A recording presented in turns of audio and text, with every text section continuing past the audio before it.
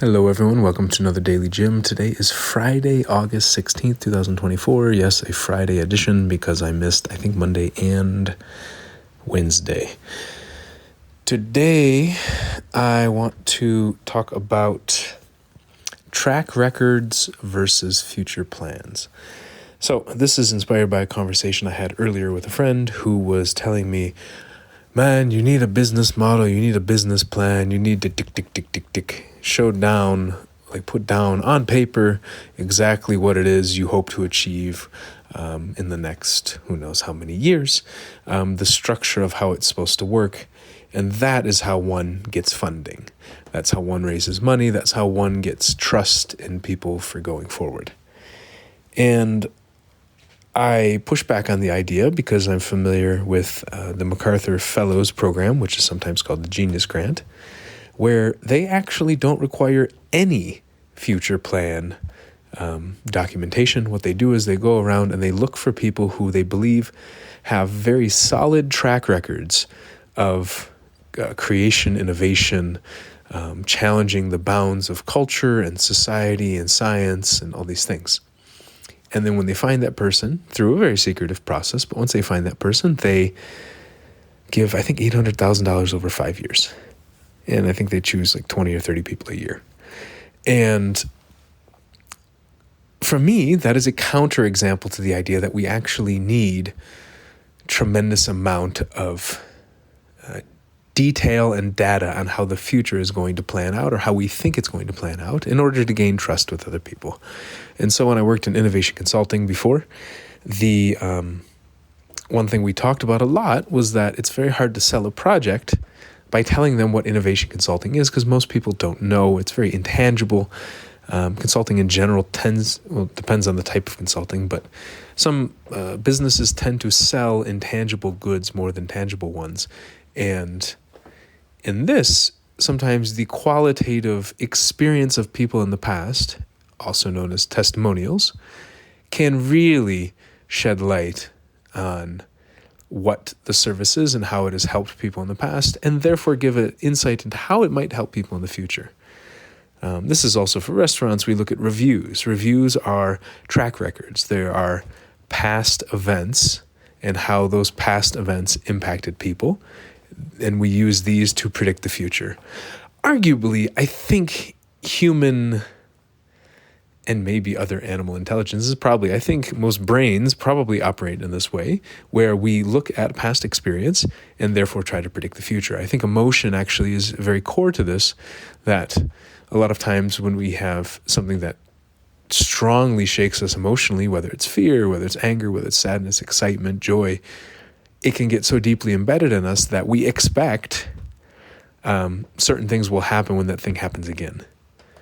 So with this argument, even if it's not super emotional, I had this idea many years ago, 13 years ago. It's the brain is an expectation machine, and we are predicting what happened based on what has happened before. And if something is not sufficiently different than what we expect, we don't even notice it. But if it's sufficiently different, we notice it. And if it is not yet sufficiently similar to what we expect, then we are totally confused by it. And again, a lot of this is based on our prior experience, based on our track records or other people's track records to see they've done this and this and this and this. Therefore, they are likely to behave this way in the future.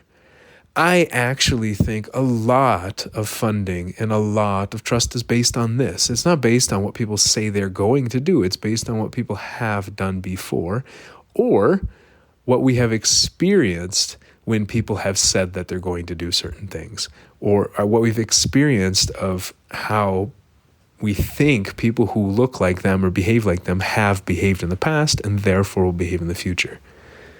So I think sometimes we put so much focus on what is the person going to do in the future, when a lot of times the future is not so predictable. But what we can do is we can look at how someone behaved in the past, and in this case specifically, how those behaviors impacted other people, and then make guesses on what's going to happen in the future.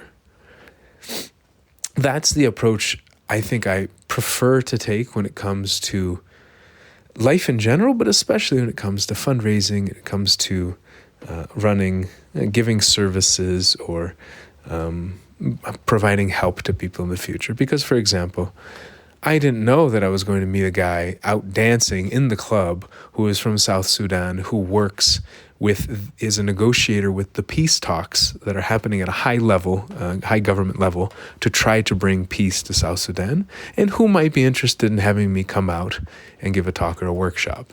I didn't predict that. I don't know if I could have planned that, but that serendipity happened, and while it may not come to fruition, it might.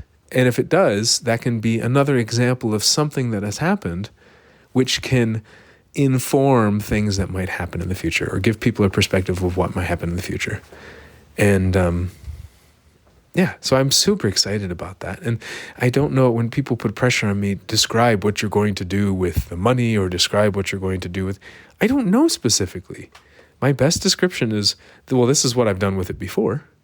And I'm likely to probably use it for very similar things in the future too, because I've done this and this and this and this. Like I have a track record. I am pretty habitual in using it in specific ways, whether that's paying for websites, whether that's hosting workshops, whether that's experimenting with new tools so I can spread these tools faster on the internet, whether that's building websites, whether that's paying for flights so I can go and stay in northern Uganda and volunteer at an organization that helps bring peer-to-peer counseling to the villages.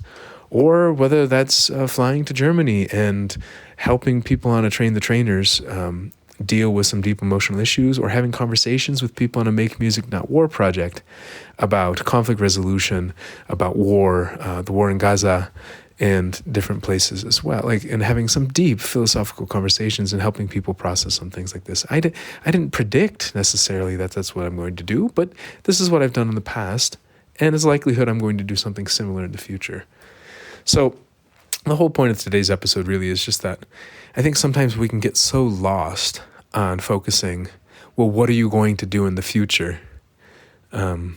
Especially when it comes to business or business-related things, and not looking or giving enough credence to what people have done in the past and trying to see patterns from that. Now, again, what somebody has done in the past does not necessarily predict how they're going to behave in the future, but it can give us some insight.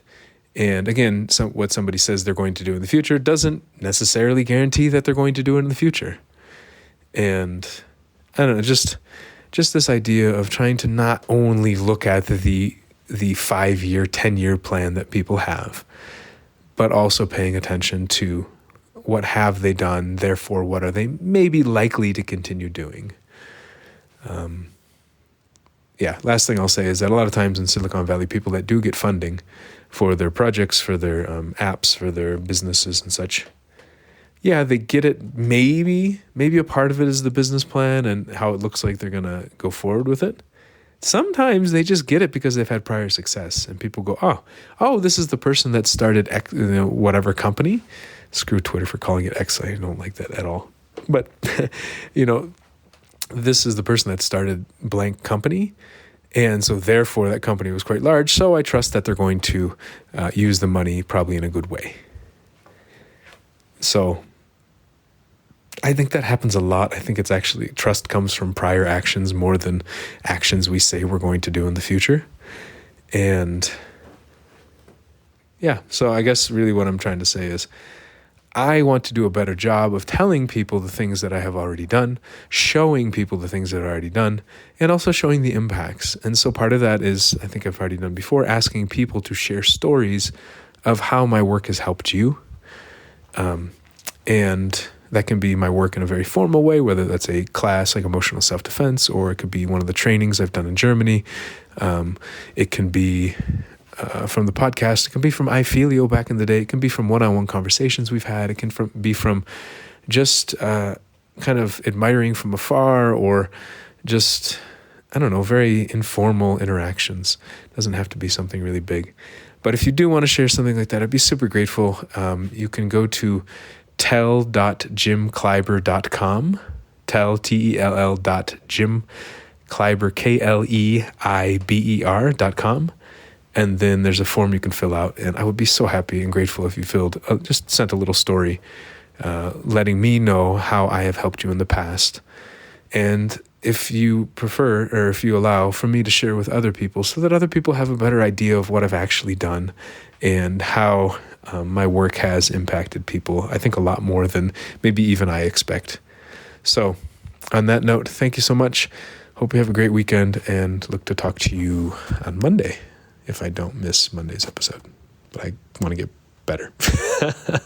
Ciao.